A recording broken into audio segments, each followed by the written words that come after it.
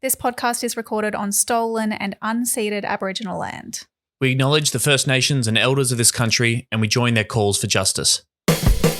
Welcome to the stage for the spelling bee, Tom Ballard. Your word is Labor. Labor. As in the Australian Labor Party. S-H-I-T. Oh, that's satire. Well, you'd spell that L-A-B-O-R, of course. Wow, that's so clever of you.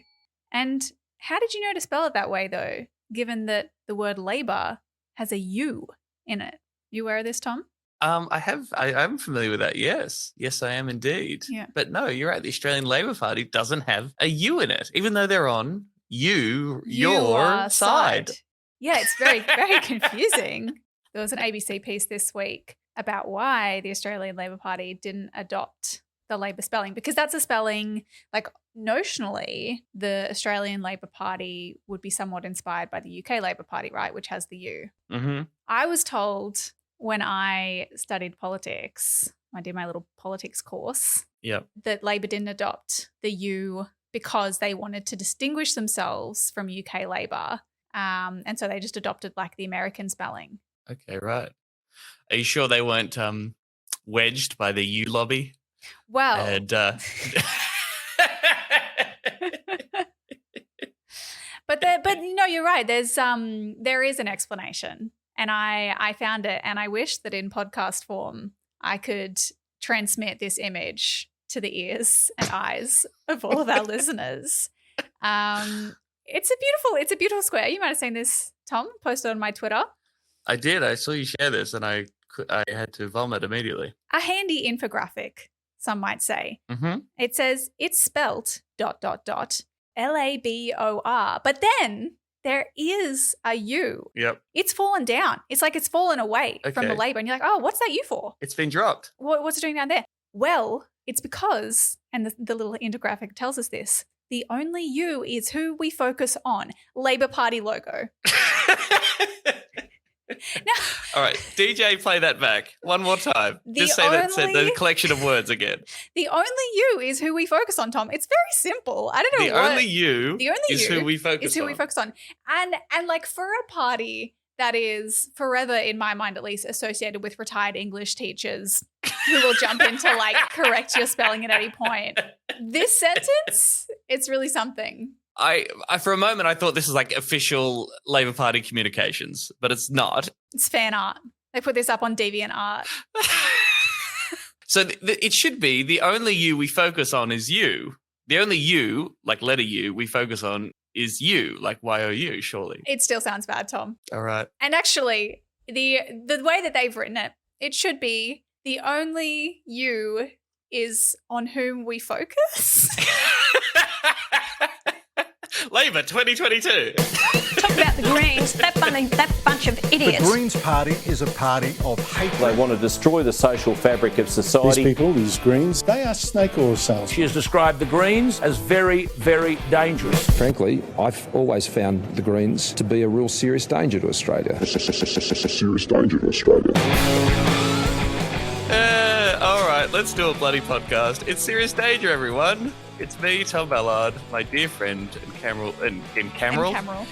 comrade, Caramel Moon. Caramel Moon. This is Serious Danger, which is a podcast about Greens politics in Australia. We're an independent podcast. We are not spokespeople for the Australian Greens, though we should do their graphic design and come up with slogans. But again, they do not return our emails. This week, we are chatting about the Religious Discrimination Culture War shit show in Parliament this week, a beautiful display of democracy in action. And we're going to find out what the hell is going on with the Freedom Convoy in Canberra, Hong Kong, when we chat to satirist and anti-fascist activist Tom Tanuki. Facing extreme censorship from big tech at the moment, actually. Has he been shadow banned? Is that the deal? His tweets are too dangerous? I think his account just like disappeared. By the way, before we move on, what about something that's like the Greens, the money, and then like picture of money as green, the only green on which we do not focus, money. No? There you go. Speaking of unholy things, the Morrison government's dogshit toxic religious discrimination bill, which dominated all the news. It was the talk of the town this week in Parliament as it came up for a vote in the House of Representatives.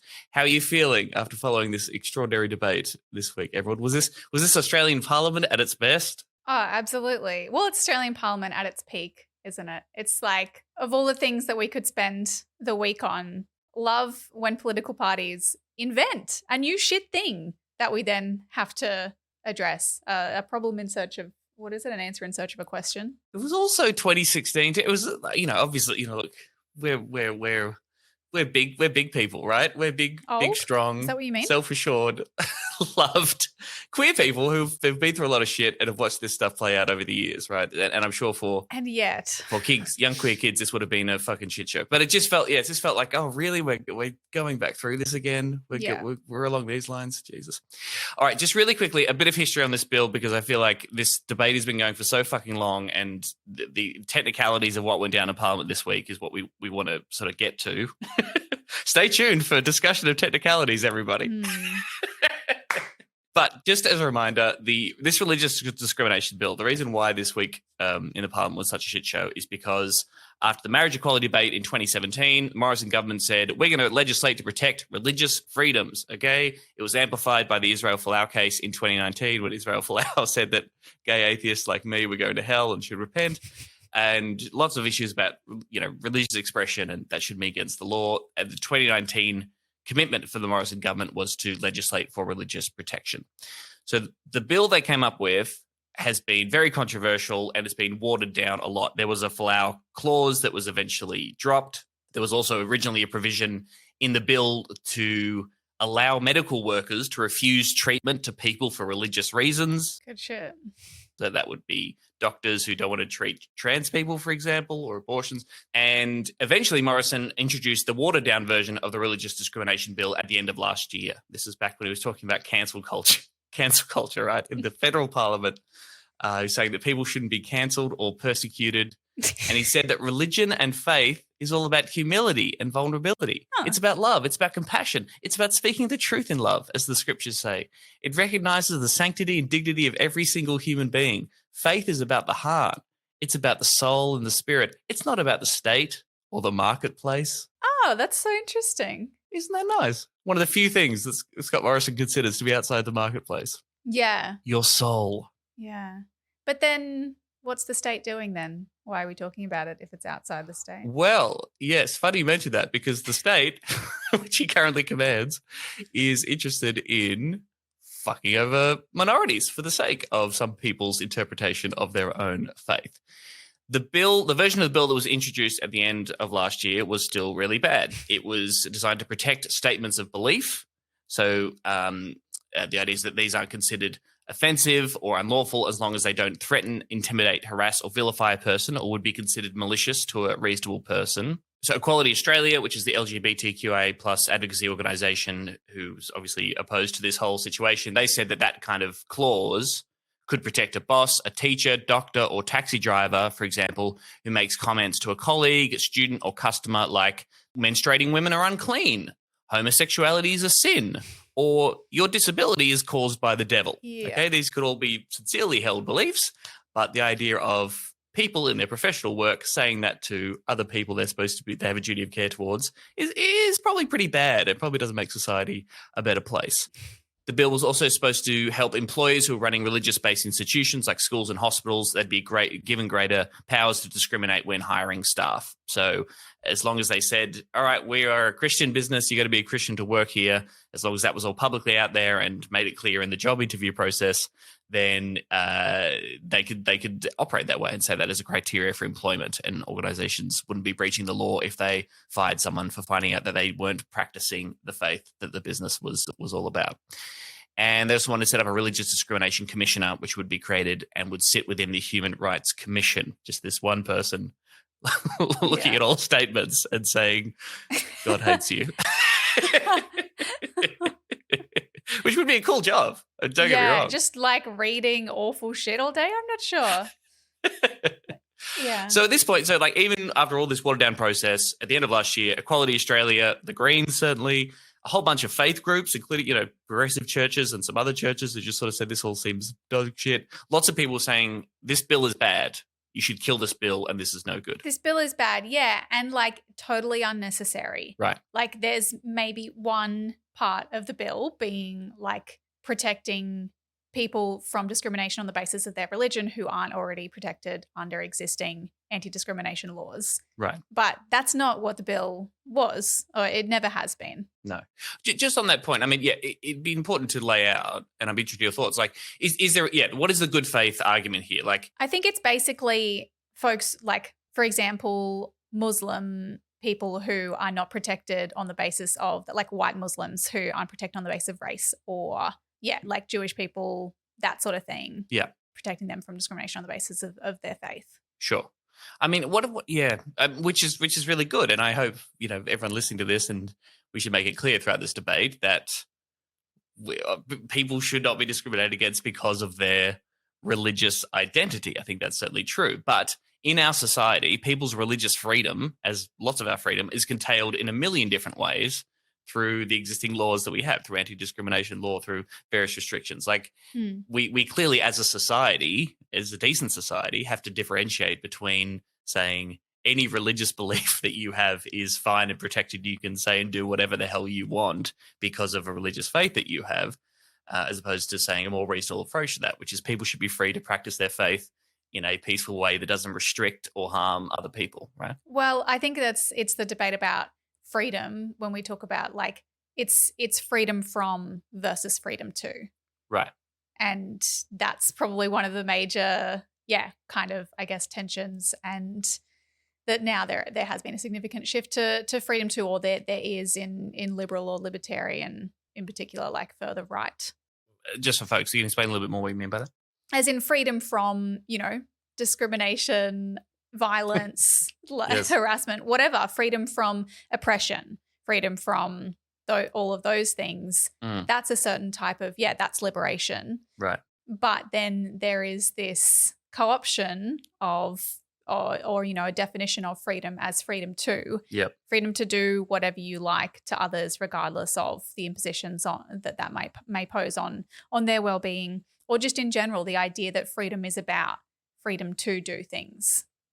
My belief is, that the most important thing is freedom from. Freedom from. Right. That's really interesting because, I mean, speaking of the marketplace, the Morrison mentioned before, the other thing that part of that freedom debate seems to be that the market will also work as a moral arbiter within society. So someone like Tim Wilson, who's now a Liberal backbencher, used to be at the Human Rights Commission, obviously hailed as freedom boy, loved talking about freedom, would regularly give evidence in Senate inquiries saying that a business should be able to say no black people at the front of their business and say black people aren't welcome here. And the market will do its job, and people will say that's terrible and they won't frequent the business, and that business will shut down. We don't need laws to stop people putting up a sign like that, for example. The market will save us. And perhaps there's even, they'd be like, well, we're talking about freedom from state regulation over things like expression of our own beliefs. But I think that's a very arbitrary definition of a form of oppression or an imposition of a responsibility or a restriction on your rights. It's called living in a fucking society, man. Yeah. Okay, so the bill was then sent off to be examined by a Senate inquiry and the Joint Human Rights Committee in Parliament. They delivered their reports on Friday of last week. In both reports, Labor senators and MPs offered conditional support for the Religious Discrimination Bill. They said some technical changes needed to be added to make further protections. But in principle, we're on board this idea of protecting against religious discrimination. And as some have pointed out in their 2019 review of their election loss, the Labor Party sort of said, well, we lost a lot of Christian voters. Some Christian voters abandoned Labor. Okay, so we don't want to piss off too many of those, including key marginal seats in Western Sydney and Queensland, for example. So some have pointed out that might be playing into the general debate as the way that Labor is positioning themselves in relation to this bill. Yeah, I think that the meetings that Labor would be having with very well-resourced conservative religious groups would have an impact on their approach to this. Right. Then you have the City Point College story breaking, which we touched on briefly last week with Father Bob, as we talked about every topic in the world. And I'm sure you understood that. Everyone listening, it was just crystal clear. We've reported him to the police for exterminating people who want vaccinations, by the way. So City Point College in Brisbane, I'm sure this came across your desk as well, but a college saying that, hey, if you want to enroll at this school, then you need to sign a contract saying that homosexuality is a sin and we will only enroll people on the basis of their biological sex. We won't acknowledge kids' gender identity or their gender diversity.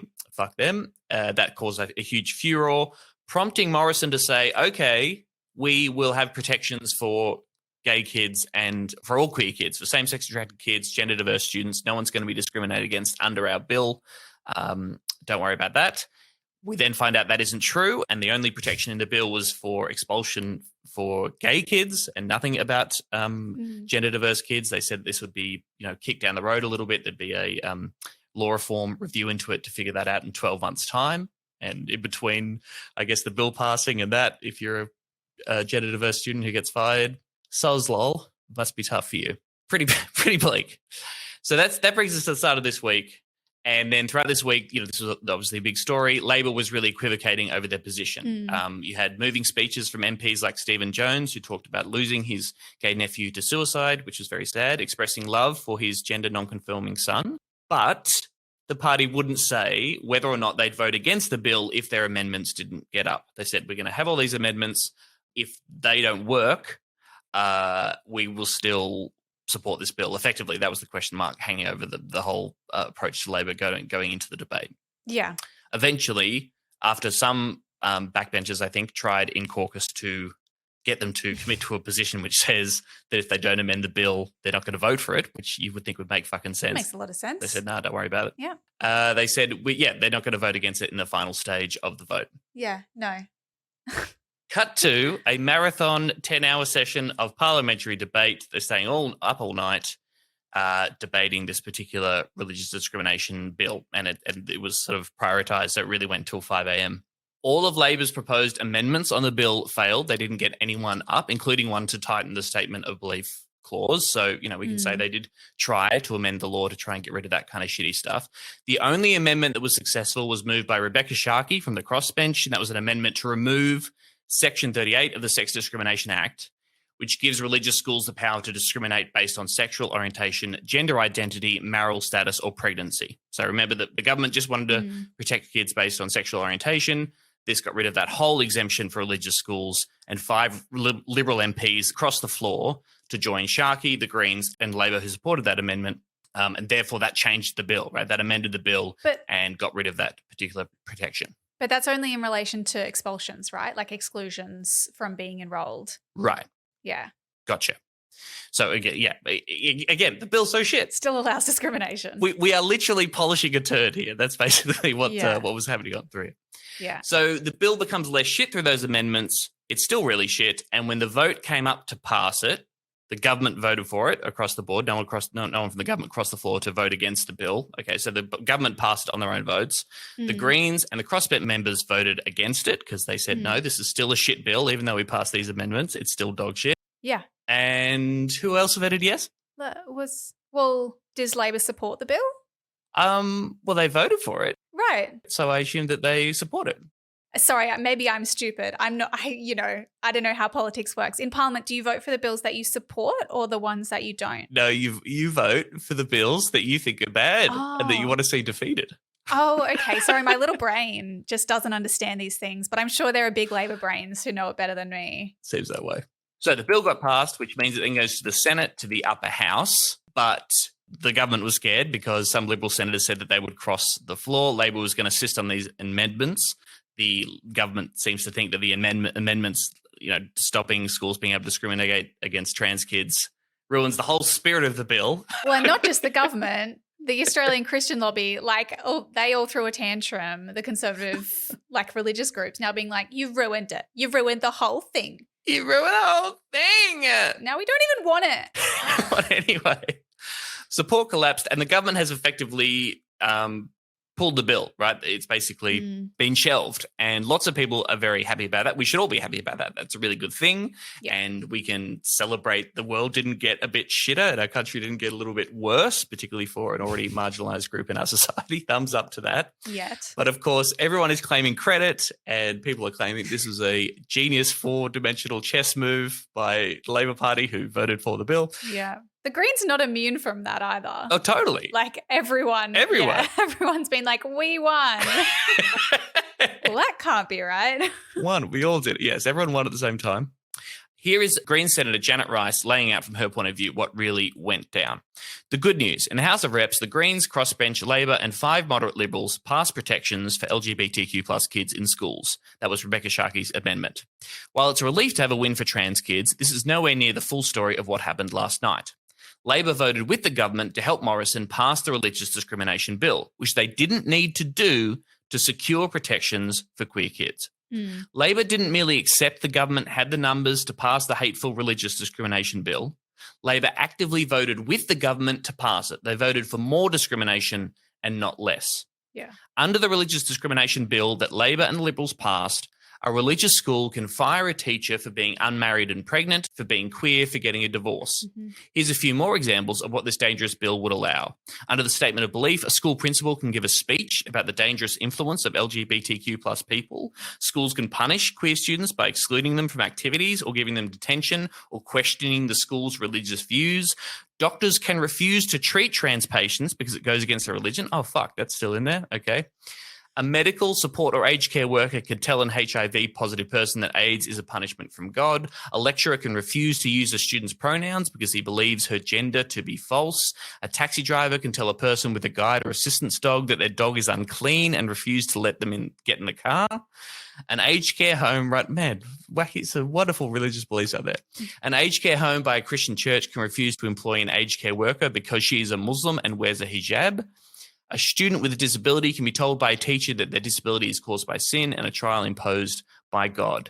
And Janet finishes by saying, Labor voted in support of harmful discrimination. This is a dangerous bill. It cannot become law. Labor betrayed voters in the House by helping Morrison. Labor must now commit to voting it down with the Greens and Crossbench in the Senate. And that, look, that's, before we got the sort of news that had died in the Senate, but we should also make it clear that Labor has not committed to saying they would vote against this bill where they could vote it down in the Senate if their amendments didn't get up. And the amendments that they got done in the lower house didn't persevere in the upper house as well. Yeah.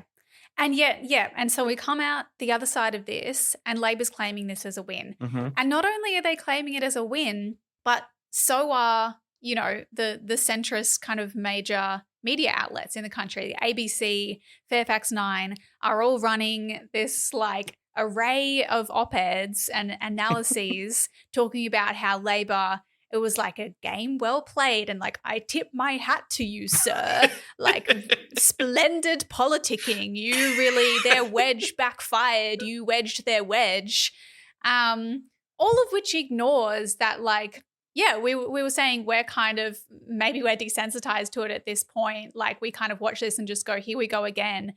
But there are queer kids who are watching this and seeing that not only do the Liberals question, believe that there should be a right for their school to tell them that, their identity is invalid and that they're lesser than because of who they are, but the Labor Party does too. They voted to affirm that. And just seeing this debate over their lives, I think so many of us just had this sick feeling in the pit of our stomach, wondering how particularly our trans friends were feeling watching this all happen, this fucking debate over their lives. And the irony of it that I was thinking about was I remember how Labor, even just 5 years ago, fought so hard against this very thing with the marriage equality plebiscite. They were we cannot turn this into a public vicious debate about these people's right to exist. And they tried to stop the plebiscite because of that.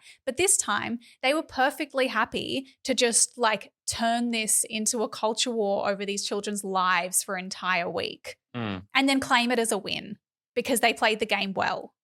Yeah, let's just clarify that game a little bit too, because for my sins, I went through a few Labor Greens conflict tweet threads, just people having conversations back and forth last night. And we need to make some things clear.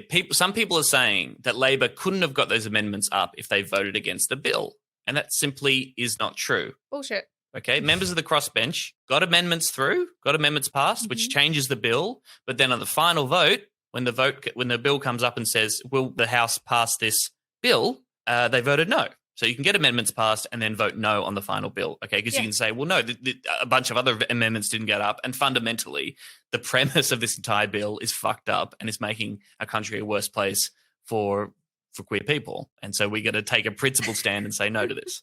Like, the basis on which the parliamentary system works is, in theory, you vote for the things you support. Yes. And you don't vote for the things that you don't. Just in case, again, that wasn't clear, because you might be forgiven for thinking otherwise. Now, the other argument is that, well, Labor's, and we should make it clear, if Labor voted no, the bill still would have passed. Yeah, okay, yeah. So Labor, obviously, as an opposition, doesn't have the numbers to stop the bill being passed the lower house. So it is, in a way, a symbolic position, a point of principle. But yes, if we, to the point at which we invest in the idea that people's votes in Parliament say something about what they believe in, their vision for the country, what they stand for, one would have hoped that you would vote no on a bill that you think is dumb and toxic as this. Yeah, unless you are Mega Brain 6D chess Labor. So yes, so my understanding of the logic now is that Labor stands would say, if Labor had voted no to this, it would have given the government a wedge. So now that they voted yes, there are religious voters out there who would have been mad if Labor had voted no on the bill, but they're not mad at Labor now for making amendments to protect gay and trans kids and to apparently help eventually sink the bill, as Labor is claiming it's responsible for. So I don't know who the fuck this constituency is. Yeah. But it's people who are guided by their faith in their voting choices, who are okay with how this all worked out from Labor's point of view, or feel like that issue has been neutralised. It's very hard to imagine who those people are. If they do exist, they're a very, very small minority. There's an infinitesimal part of the electorate. And more importantly, and Labor never seems to factor this in, there is surely a political cost to not being clear about what you stand for and being all over the fucking map and presenting as if you don't have a spine and that you can't stand up for what you believe in. Yeah. Like, even people who disagree with you will respect you more and will be more likely to vote for you if they have a clear idea of who the fuck you are. Yeah, just like thinking back to Adani, they were like, oh, it was because we didn't support Adani that we lost the 2019 federal election. Right. Maybe it was because you had no fucking clear position. Voters were like, wow, you stand for nothing, so don't worry about it. I mean, but just like kind of rewinding a little bit, I don't know if we need to just go over what a wedge means. Yep. But again, sometimes I like to reflect on my notes and from uni, and I remember again the lecture where we learned about what a wedge is. Yes. And so a wedge is like, it's a controversial issue that divides a group. It's designed to divide a group, and it works well when one party is united and the other is not, because as they say, disunity is death. Mm-hmm. So the reason that now there is this claim that Labor won is because they exposed disunity among the Liberal Party over this issue. Mm-hmm.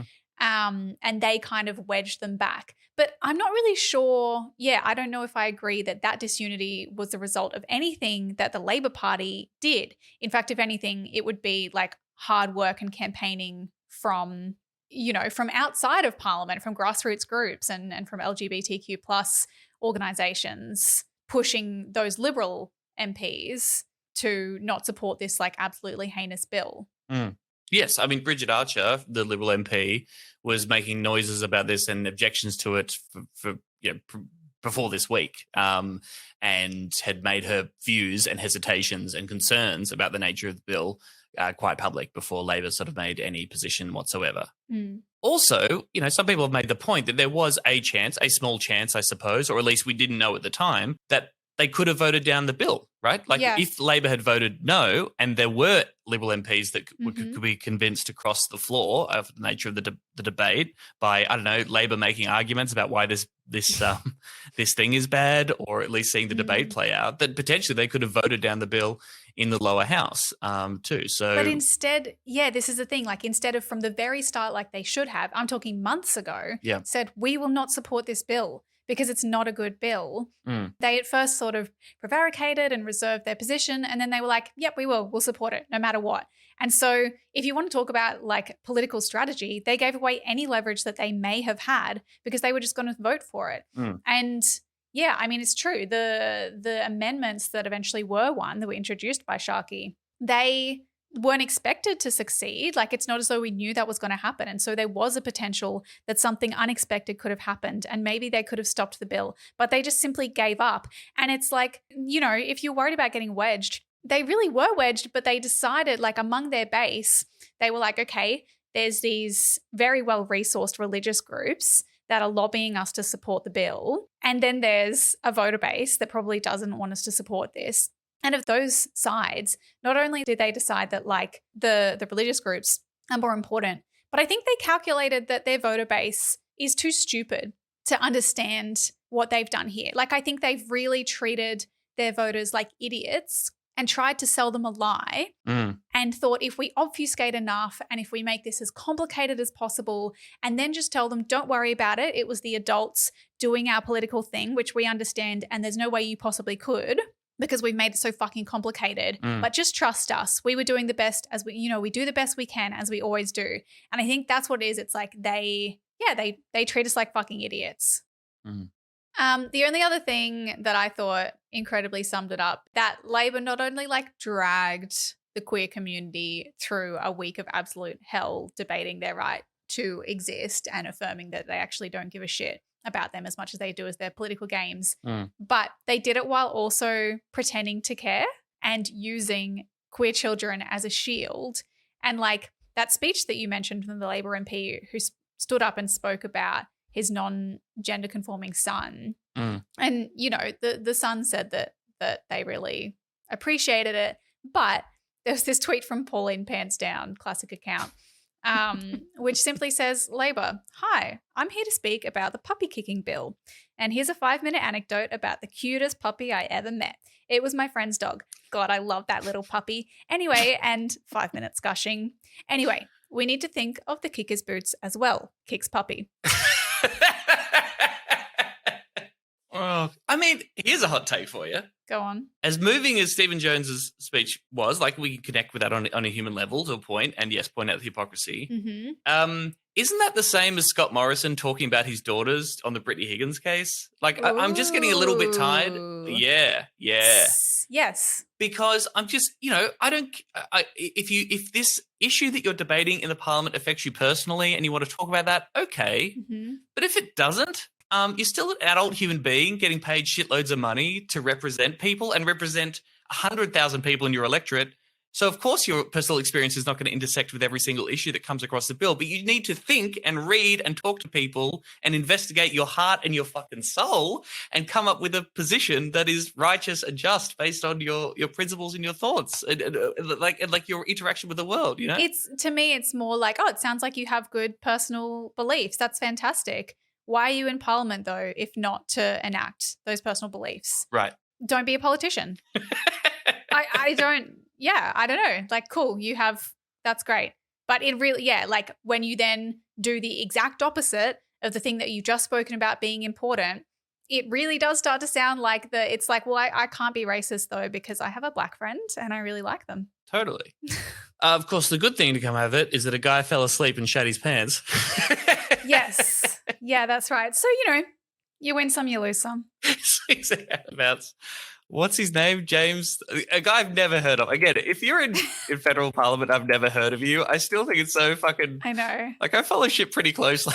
It's funny to me. James Stevens from Sturt, from South Australia, apparently fell asleep during the debate. It was a very long night, you know, and we all get sleepy and tired when we're on $200,000 a year deciding the fate of millions of people that have, you know, the people have elected us to make the country a better place. We all fall sleepy sleep. And there is a rumor, we should say, we cannot back this up in any way. I believe it comes from a Corey Bernardi tweet saying that he soiled himself at the same time. Now, apparently, James Stevens has denied such allegations that he didn't shit his pants or whatever. But it's a beautiful metaphor for the entire week.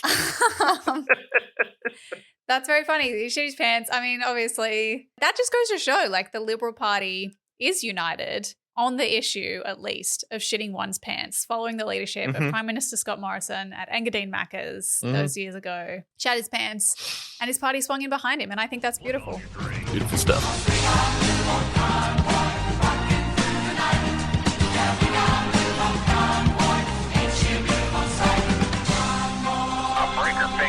I just realised I had something I need to show you. Oh, you've got a triple flag. Yeah, I had to just dig it out. I was like, I know I've got it somewhere. I love that you've got a triple. They're very rare commodities now. They're not really hot commodities, but they are rare ones. I don't know where they are. Do you know the triple flag, Tom? Do you know what we're talking about? I'm not familiar with it. I'm sorry, no. This is early days. The first thing that I did in like the anti-fascist or like the political space was I started a group called Million Flag Patriots. See, I didn't even realise when I started, I wasn't even the first. The first was the, what were they called? The True Patriots or what have you? Like basically a fake patriot group. True Aussie Patriots. Greg Larson and Edo and Damien Power and stuff. Yeah, exactly. Yeah, right. Yeah, that's right. That's how I knew you'd know that because Greg started that, didn't he? Yeah. So I didn't have any idea, but basically we ended up, so I suppose what we were doing was we would start going to their rallies and pretending to be them in front of them to irritate them. And then eventually it's the great success of that started being that the mainstream media channels, because they would just be shooting for the most ludicrous looking far right extremists there, and they'd start showing us instead of the actual far right, which was extremely irritating to the far right. And then Media Watch started, did commentary on it at one point, and then consequently I think mainstream media were a little bit gun shy about filming them, so then they just stopped using so much of their footage. So it ended up being really useful in fucking over the far right in that kind of reclaim era. But yeah, that was many years ago. So I'd made a flag that was called the triple flag, which is just the Australian flag, but more fucking stars and shit. More just flaggy. Heaps more shit, because that's more patriot. Heaps more patriot. Look at it. It's something that you can imagine that they would make up, isn't it? No, it's like Australia, but more. But it's also, it's the kind of thing like I love it, but you can't really like proudly display it anywhere because it fully just looks like you are a mega racist patriot. That's true. I mean, if you don't know about it, you just think, oh, here's a mega triple racist. Yeah. But for the listeners, can you describe Emerald? Like, what is the flag? What is on the Million flag? The Million flag. Oh, yeah, because people can't see the flag. It's got like it's got triple Union Jack and triple stars, right? Like it's basically just like these overlapping Union Jacky kind of things. And that's pretty much what it is. Anyway. Well, look, also, by the way, I should probably welcome you and say who you are. Our guest is Tom Tanuki. Hello. Who is a writer, satirist, and an anti-fascist activist who's been observing and laughing at the Australian far right for years. So hi. Welcome. Hi, and thanks so much for having us on. Thanks, man. Yeah, no worries. We wanted to talk to you, first of all, because you've been censored by big tech, and we wanted to give you a platform now that Twitter has cancelled you. Yeah, that's it. Well, I sort of saw that as the death of free speech and the death of the West. Like, so that historians, there's more to say on this subject, but, up until this morning, I would have said that historians would look back at this moment as the moment that the West fell, Yes. the Judeo-Christian West. That's sort of really the end, isn't it? That moment, when communism's really here now, But yeah, exactly. I just got my Twitter back this morning. Oh, you got it back? Yeah. Congratulations. I got it back this morning, unsuspended after 2 days only, which is some real cabal stuff, So I was getting all these. How is your mental health? Sorry, we're zooming out and we're saying after years of this after 2 days off Twitter, great, But I've had a much more great time over the past 6 months, just zooming out generally from interpersonal bickering on Twitter generally. Now I don't know about any of that and I just focus on videos that take me 50 to 100 hours to make and I feel so much better about myself. I don't know who's angry at who on there. I wouldn't be able to tell you, everyone could be angry at you guys and I could do this podcast and then get in big trouble for it. I wouldn't have any idea, Oh, that'd be so good. Well, they never would because we're perfect angels, so that wouldn't happen. But in theory, yes. But so you're more focused then on, the real world issues like the pedophiles in Parliament and how we're going to get Yeah. down to Canberra and drag them out. That's why I organised the convoy to Canberra. You know, Yes. that's really. Yeah. I can see there's Senator Bill Heffernan's list from 2015 of 28 pedophiles. I've been thinking about it for the past 7 years non-stop. Yeah. It's all I can fucking think about. And I'm like, we've got to stop this shit. We're going to go and get these pedos and drag them out of Canberra. And we're going to, yeah, that's so that's why I organised the convoy. Straight to the High Court. Yeah, we're going straight to the Because the lamestream media yeah. is so, it's a beast that doesn't want to let ordinary Australians know the truth of what's happening. There hasn't been much coverage of this convoy. Communists. That's right, by the communist media. Mm. And so tell us Yeah. what is this convoy? What's happening? The important thing about the convoy is that it's copying what's happened in Canada, because it was originally a convoy to Ottawa, which is, like Canberra, not a very populous place, but the place of the capital. And so over there, over the subject of mandates, they wanted to send their truckies there. Importantly, we were trying to do truck convoys last year as well. We had a go at that as well because the anti-lockdown movement, which I've just hung on that name, they call themselves the freedom movement, whatever you want to label it. They've come through several iterations of their movement to really venerate certain people who do certain jobs. There's a sub-movement within there called Reclaim the Line, which is just this naff, co-opting of military-sounding rhetoric. But all these people go there, all these boomers go with these white T-shirts on going, school teacher, 32 years, Australia. And everyone just goes, thanks for standing up to each other. They sort of venerate people because they're all quitting their jobs because they don't want to get shot. But they've particularly got a thing for certain kinds of trades and jobs. Yeah. And these are the jobs that you loved when you were a kid. So like, if you're a fireman, then you're like, thanks for standing up. If you're a fireman who quit his job to be in that movement, you're a fucking hero. One of their biggest spokespeople right now is a pilot. He's called Graham Hood. He's like a preacher nowadays, but he was a Qantas pilot, and he pretends that he quit his job in order to protest against mandates. Actually, he's 68 years old, and the mandatory retirement age for pilots is 65. So he can't have been working. But he says that's a lie. But they don't care. They just need you to say what they like. And he's a big figurehead for them. But what I'm getting at is that they venerate certain trades, certain things, and one of these real folk hero style trades is being a truckie. Without trucks, Australia stops. So I think we helped to contribute to that whole meme of truckies being important last year.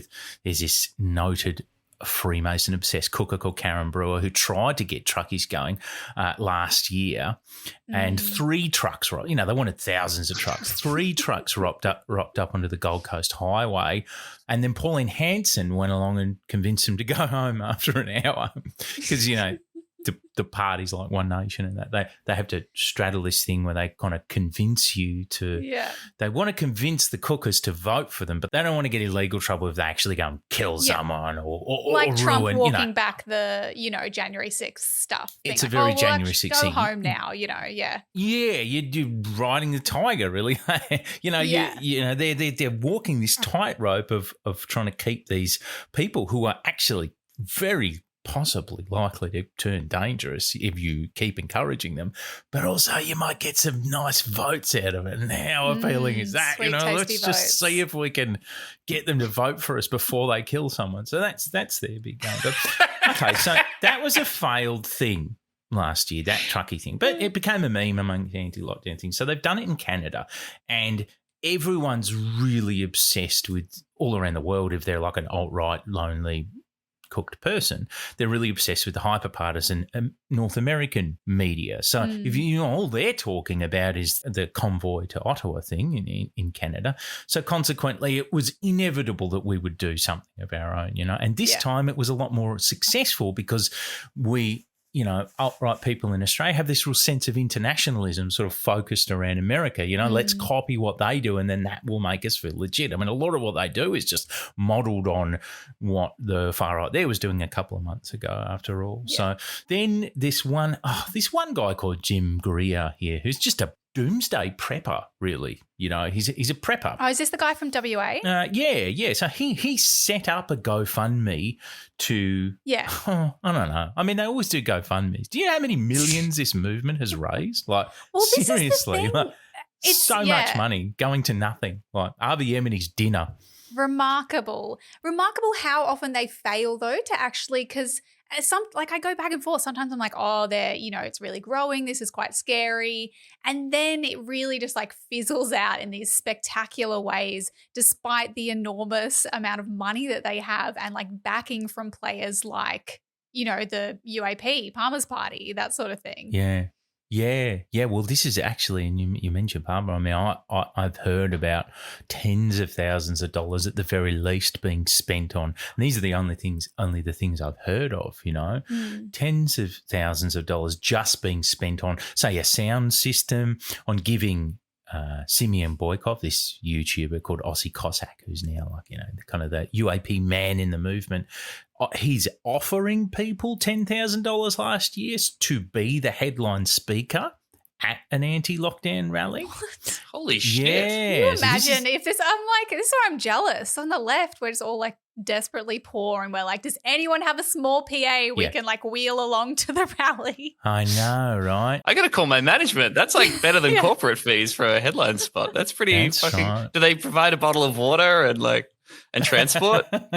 Oh, they've been providing. There's been actually. So Jingria set the thing up and then all these people went to Canberra. There's footage of this sort of he had outside his particular vehicle. They had a community pantry kind of thing at the event. So much food there. There's so much money in these things now. There's not, and there's an increasing level of organisation. So there's a lot of money in it. So there's just anything you want. Money, food, money for you to say what Clive Palmer wants you to say. If you have no ethical qualms about doing that, then you're in the money. I don't at all. Yeah, good.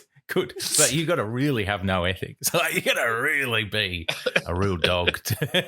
You know what I mean? A real dog. So he's found those people. He's found those kind of top of the pops, the anointed class of influencers have really separated, from the rest of the movement now. So they really exist there and they really call the shots, So you might have movements like this Canberra one where this prepper raises $100,000 or more, which has since been frozen and refunded to everyone when they found a gun in his truck. God, there's so much to say, isn't there? Well. But then, and they all, they did. He's a prepper. He wanted to bring a gun. Well, fine, Look, fine. No worries. I understand. You want to bring a gun to Canberra. As per his First or whatever amendment rights. That's right. It's written in the Bill of Rights. It's in the Constitution that we, the people, have the right to bear arms, the Constitution of Australia. Have you even read the Constitution, Tom? Because I have. The Australian one's really boring. Well, not if you know all the extra super sovereign laws. Then if you get the real reading. You got to read between the lines. You were reading it without the semicolons. That's your problem. Oh, yeah. We're talking about quantum grammar, are we? This is a real sob sit. We've gone a real deep sob sit now, haven't we? Well, let's just clarify for folks who might not have been following it entire. Imagine someone has no idea what the fuck's going on, and you mentioned this sort of success of this Canberra convoy. Yeah. How many people are there? How big is it? How long have they been there? And what the fuck's actually going on amongst these circles in Canberra at the moment? Yeah. And thank you, Tom, because it's so hard to, to tell these stories in a way that does make sense. Like blink and you miss it. If you're not watching 5 hours of interminable live streams by incredibly cooked people. Of Rebel TV. Yeah. Every day of your life, you can really miss out. And it's very hard to catch up, And I say that even me, having known all the names and what have you, if I stop paying attention so I can do some work for a week, then it's very, very hard to catch up. So the prepper guy did the GoFundMe and then he started going to Canberra. It caught everyone's attention that they were all going to Canberra and that this was a way to copy what was going on in Ottawa. Mm-hmm. Canberra was a recent brainworm lodged in the anti-lockdown movement's head anyway, because the Sov-Sit aspect of the movement had all just been going to co-opt the Aboriginal tent embassy at Old Parliament House, not a few weeks beforehand. So that was a meme in their head. They had been thinking about Canberra. They hadn't all been there. It wasn't that popular. But, the more race shifter inclined side of the anti-lockdown movement and the Indigenous Sov-Sits, because there are a few, were all there at Old Parliament House. So they were all thinking about it. So the scene was set. So people started flooding into Canberra, and you had a few hundred, and then you had large Telegram and Facebook groups set up around the subject of going to Canberra. I would say at the peak of what happened, and this is people camping out in various spots and then being kind of booted out by the police from those various spots around Canberra. At its height, I reckon you had about 10,000 people. 8 to 10,000 people. And this is like at the last Saturday's rally. There was thousands, there was thousands. Mm-hmm. These people are really, really on a doomsday clock, because they're not reading anything. They're not listening to the Serious Danger podcast. Wait, they're not? They're not looking at any media. They're only listening to doomsday prophets and professional bullshit artists tell them that the world is about to end over there, over very, very various different subjects. They have a very doomsday style view of the world. And that's how I think you manage to convince thousands of boomers to just drop everything. Yeah. A lot of them have already dropped everything because they've quit their jobs over mandates, remember? And probably estranged themselves from their family, etc. That's right. They're all Australians. They've all got people in their family that they don't talk to anymore because of things they said at last Christmas. And, this is a culture, it's like a real reactionary sort of vindictive culture of everyone's against me because, of the kind of media that they listen to. So they've all gone to Canberra en masse, and they've been camping out, and they've been relocating their camps.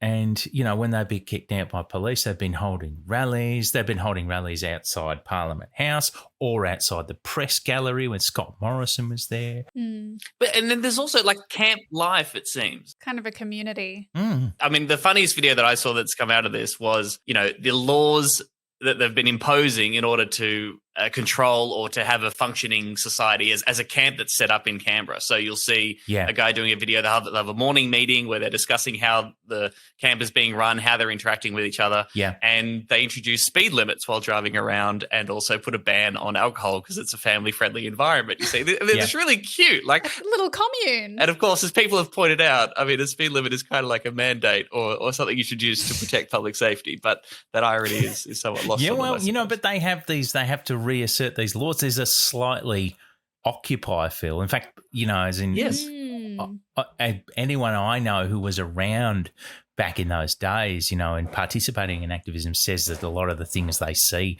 remind them of Occupy, including the danger to people in the camps, because it has started to become evident that there's been people thieving stuff, fighting each other, creeping onto women, just the kind of stuff that I heard come out of Occupy. And this is what happens when you have these sort of zones where people who are not really responsible to anything, often not even responsible to each other.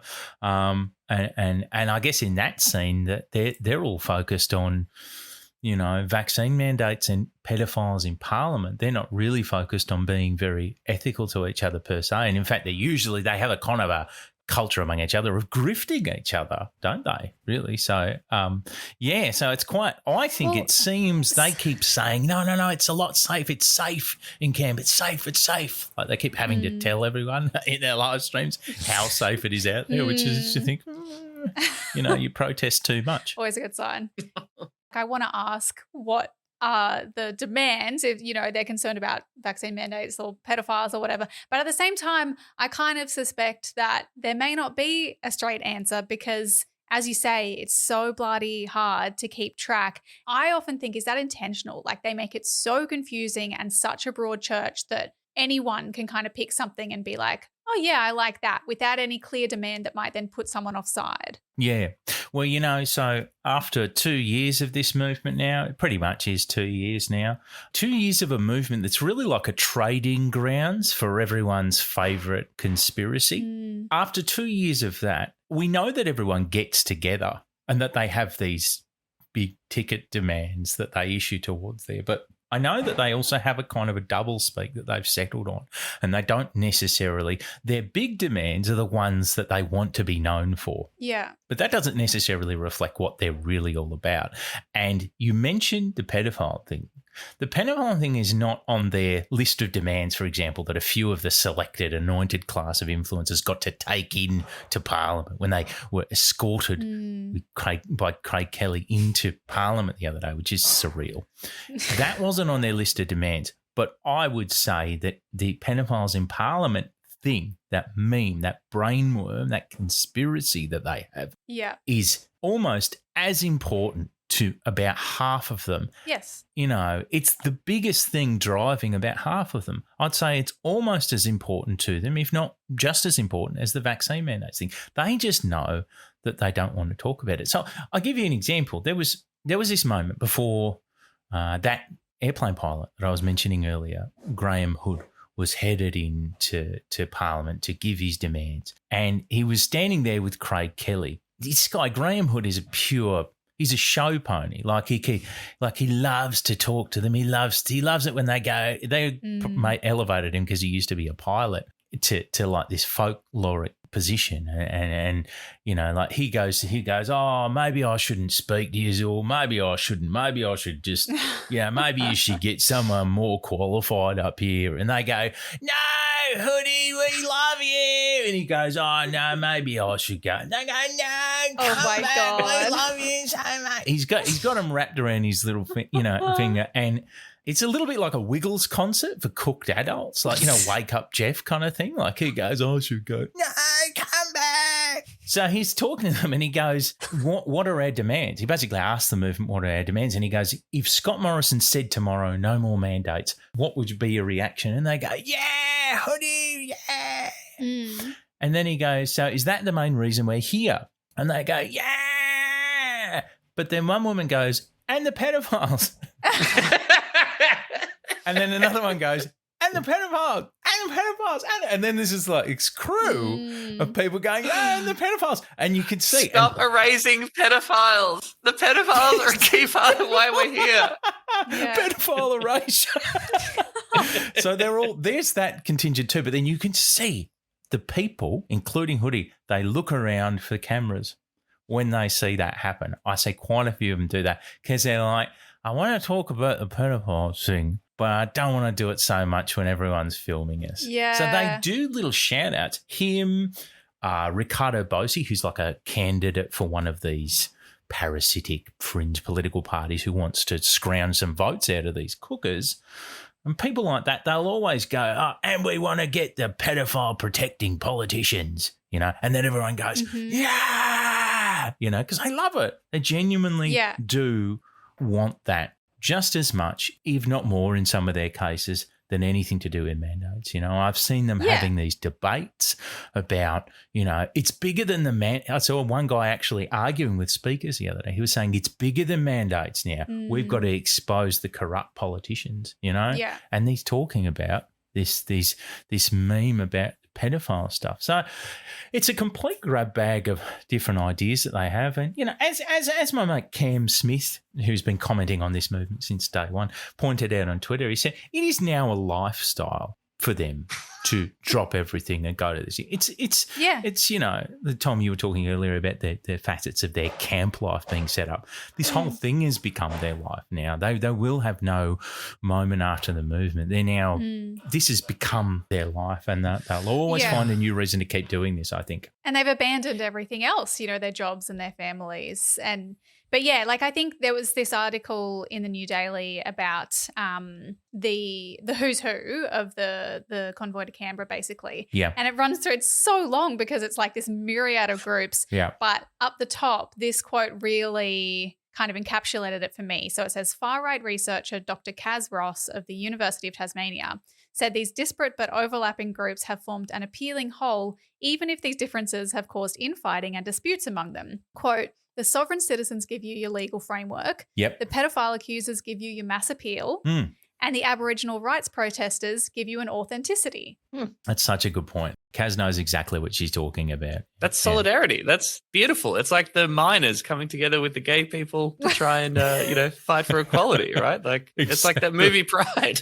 You can have that cooked shit, but you can have something that politicians, like, they're like anti-politics in theory, but you have something that these cooked grifter politicians can latch onto as somewhat legitimate and try to exploit for votes. And that's, obviously this is a podcast where we, for our sins, talk about electoral politics and the Greens. And I think there is, sometimes I worry when the Greens are successful as an anti-political party or as an anti-establishment party. What do you think? Like, do you think that parties like, Palmer and Hanson, are they going to see a bump in their vote because of this shit? And is that going to affect like other minor parties on the left, like the Greens in the upcoming election? Should we be worried? Look, my prediction is that the Greens are going to suffer at least a small dent in their vote by virtue of people who would have been Greens voters this time last federal election and will now, because of all of the strange things that have happened to their head and their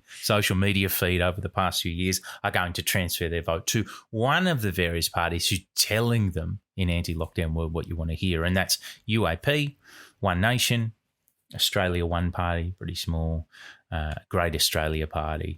These are the parties now competing for that vote.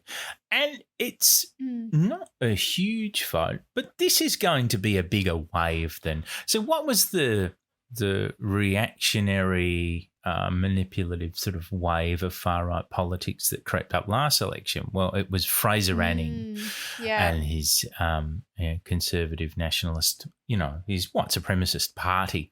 This movement has not hedged its bets on a particular group of people being white people. It's managed to, morph into different trades, different races. Got smarter, arguably. Yeah, and so anyone can actually participate in it. The thing of anti-vax rhetoric as a populist politicians' game, it's incredible. It's genius. It's so much better than any of the race baiting or the tactical racist stuff that, say, Trump era people were doing. You got children, you got freedom, like what more? Anyone can be an anti-vaxxer.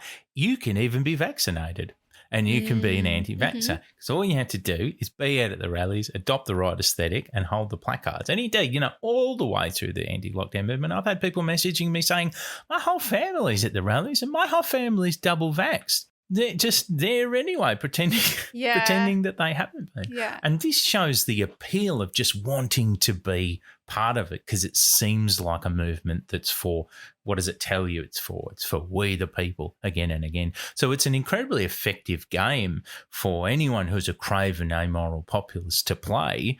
And they are going to have I think you'll see a shift of a couple of percent, in favour of this small. All they need or want is like just enough percentages. These grifters in candidates to be able to get the AEC funding so that they can have an office for the next few years. That's what they really want, right? Yeah. That's what they really want. Oh, and then, of course, someone like Palmer has more nefarious intentions when it comes to, splitting votes and redirecting votes and preferences and the like, just like he did last election, And indeed, apparently he's already spent about $7 million on Facebook advertising. Fucking hell. Insane. That's data recently released, that he's already spent that in this election just on Facebook. And we don't know how much he's spent on YouTube, which have you been on YouTube the past few months? Yeah, fuck it up. Yeah, it's everywhere. The Palmer ads are so weird because they've got this they've got high production value video, but particularly when he's talking about the facial recognition ads or whatever. I don't know if you've seen that,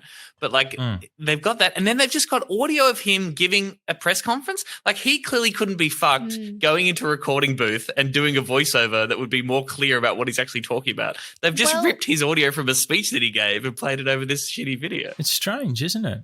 I feel like if you've kind of looked into, if you've fallen into conspiracy theory world and trying to understand any of this stuff, it feels familiar. There's something about like you recognize the tone and the quality of the videos, that they're not designed to be like political ads. They're designed to be like the kind of YouTube videos that these people watch. That's true. They kind of combine like academic kind of tech kind of vibe with like a newsy vibe, but obviously that kind of fake independent newsy vibe. Yeah. And just these like fragments of information that are kind of just meant to, you know, make you think, in inverted commas, like Make you think. Do your own research. Yeah. that's what it is. Yeah. It's like something that a boomer would come up with. That Yes. they deliberately confect these. Have you seen their billboards? Yeah. All the way up and down the eastern seaboard. There are Palmer, you know, I mean, you even see them in the cities and in town. We've all seen one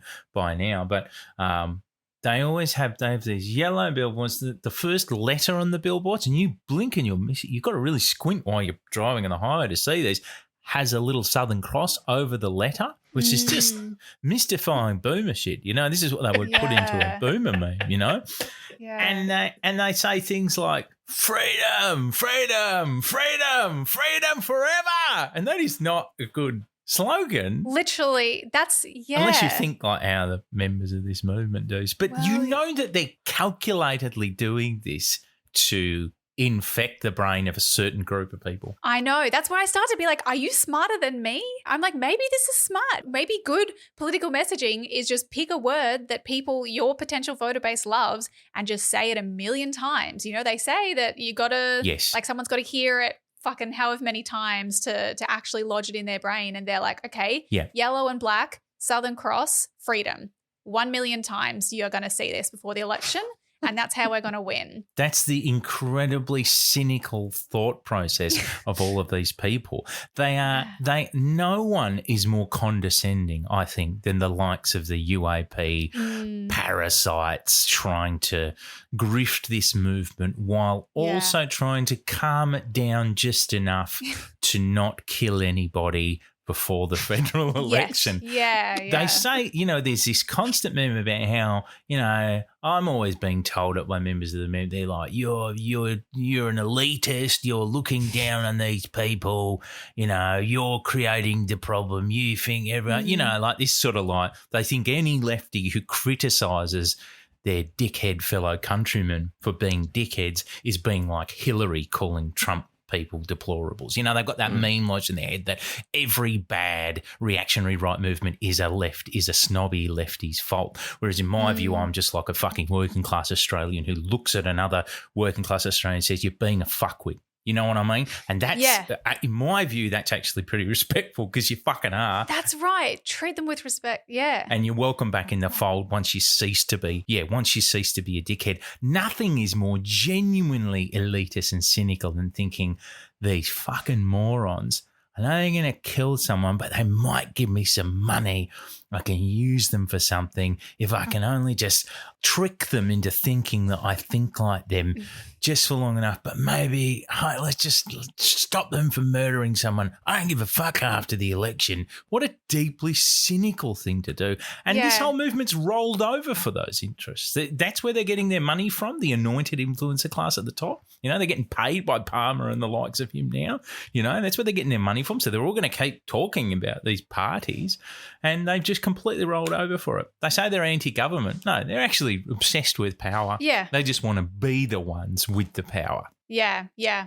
All right. Well, I mean, it's scary stuff, but perhaps it's a lesson for the Greens that it's like, you know, there is merit, I think, in an anti-political strategy and in a populist strategy, but not if it's totally grounded in opposition to something. There has to be an alternative vision that you're presenting.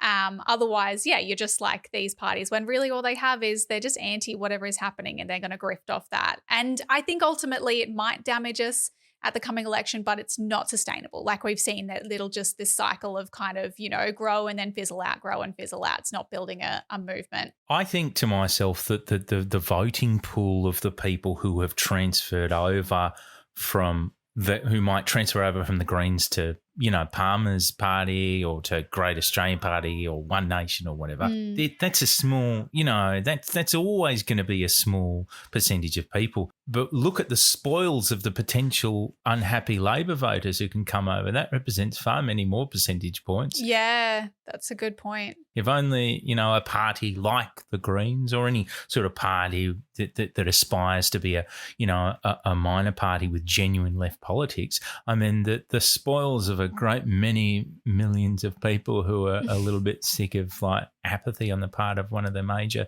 parties who present themselves as being left but really aren't very left at all. I figured that, I don't even know. I almost don't even know. I'd love to see that transition happen. I'd love to see people just flock from a Labor Party in droves over to left parties, minor parties like the Greens or what have you, or people who really mean what they say. And who treat them with respect. I can't even remember what that looks like in Australia. Yeah.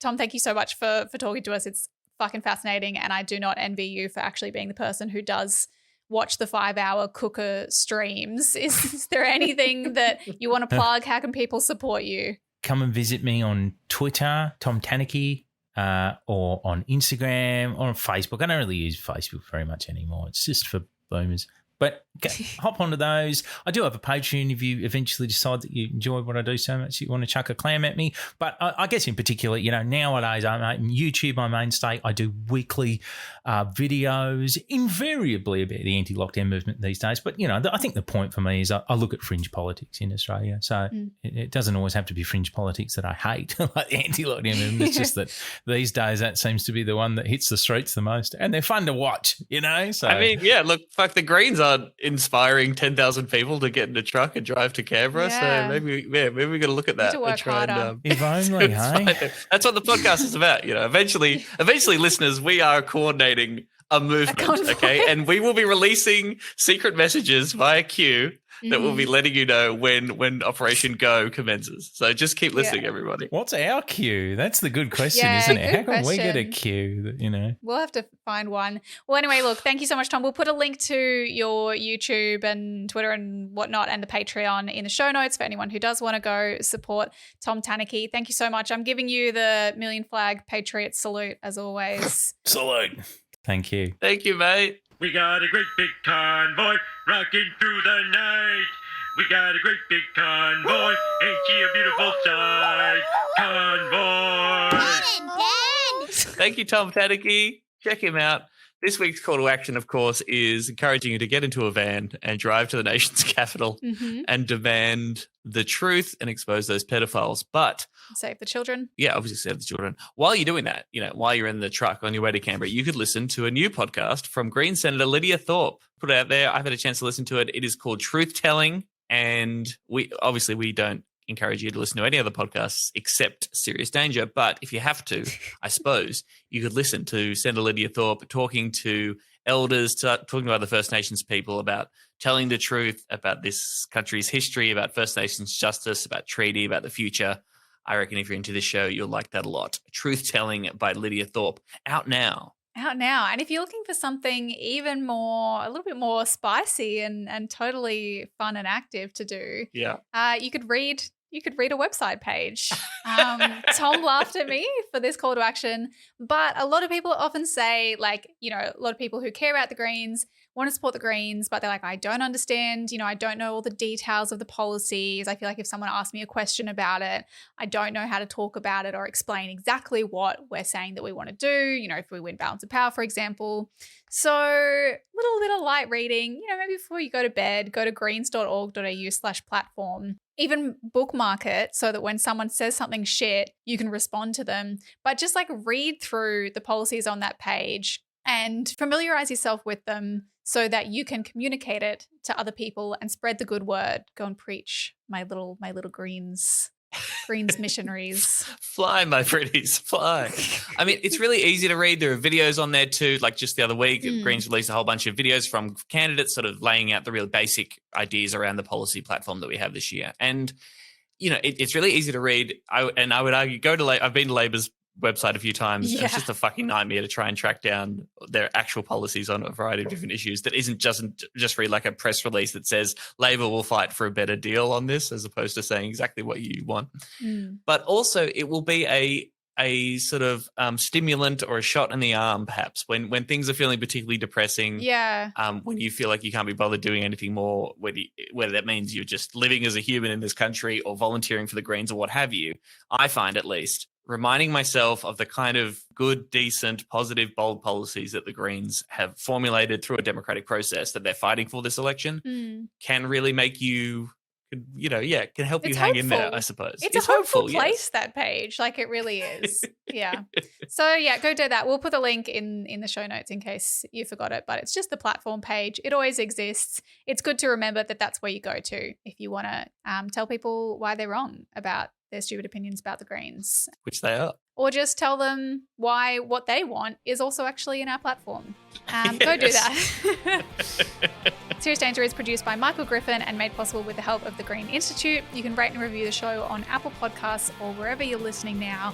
Please do that. It helps spread the word. And I like reading the reviews when they're nice, especially. I do it before bed sometimes. You can support the show on Patreon or follow us at Serious Danger AU on Twitter, Instagram, and YouTube. And for all other info, just head to seriousdangerpod.com. You can also email us at hello@seriousdangerpod.com. Questions, suggestions, compliments, all welcome. And I guess that's it. We love you, dear listeners, particularly queer people. Yeah. Queer people, treat yourself this week. You've been through shit. We love you all. We love you all. We do love you. And we will catch you next week. Thank you for listening. Bye, Emerald. Bye-bye. Serious Danger Australia.